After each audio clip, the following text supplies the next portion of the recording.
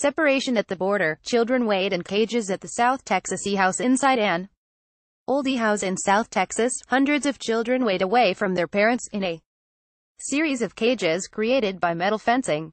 One cage had 20 children inside. Scattered about are bottles of water, bags of chips and large foil sheets intended to serve as blankets. One teenager told an advocate who visited she was helping care for a young child she didn't know because the child's aunt was somewhere else in the facility. She said she had to show others in her cell how to change the girl's diaper. On Sunday, the U.S. Border Patrol allowed reporters to briefly visit the facility where it holds families arrested at the southern border, responding to new criticism and protests over the Trump administration's zero-tolerance policy and resulting separation of families.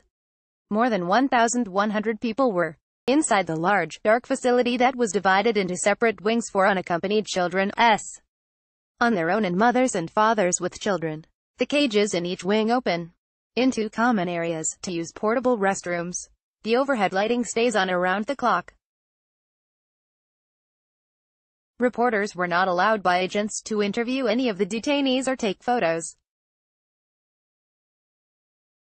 Nearly 2,000 children have been taken from their parents since the Attorney General Jeff Sessions announced the policy, which directs Homeland Security officials to refer all cases of illegal entry into the U.S. for prosecution. Church groups and human rights advocates have sharply criticized the policy, calling it inhumane. Stories have spread of children being torn from their parents' arms, and parents not being able to find where their kids have gone. A group of congressional lawmakers visited the same facility on Sunday and were set to visit a longer-term shelter holding around 1,500 children, many of whom were separated from their parents.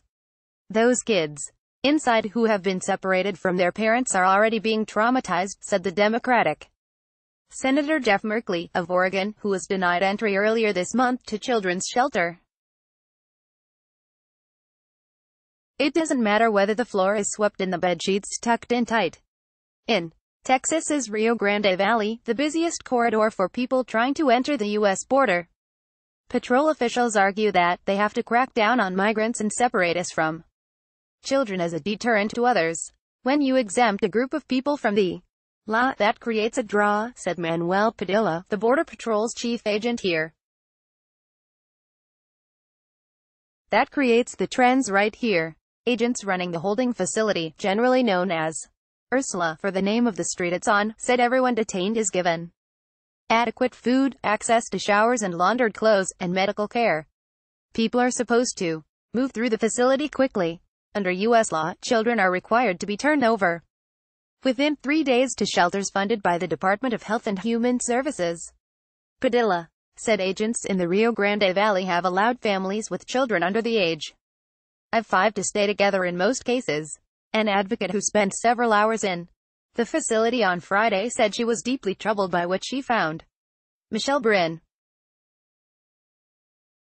the director of migrant rights at the Women's Refugee Commission, met a 16-year-old girl who had been taking care of a young girl for 3 days. The teen and others in their cage thought the girl was 2 years old. She had to teach other kids in the cell to change her diaper. Brin said that after an attorney started to ask questions, agents found the girl's aunt and reunited them. It turned out that the girl was actually 4.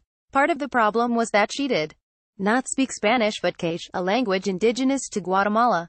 She was so traumatized that she wasn't talking. Brin said she was just curled up in a little ball. Brin said she also saw officials at the facility scold a group of 5-year-olds for playing around in their cage, telling them to settle down.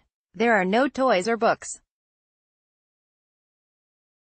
But one boy nearby wasn't playing with the rest. According to Brin, he was quiet, clutching a piece of paper that was a photocopy of his mother's ID card. The government is literally taking kids away from their parents and leaving them in inappropriate conditions. Brin said, if a parent left a child in a cage with no supervision with other 5-year-olds, they'd be held accountable.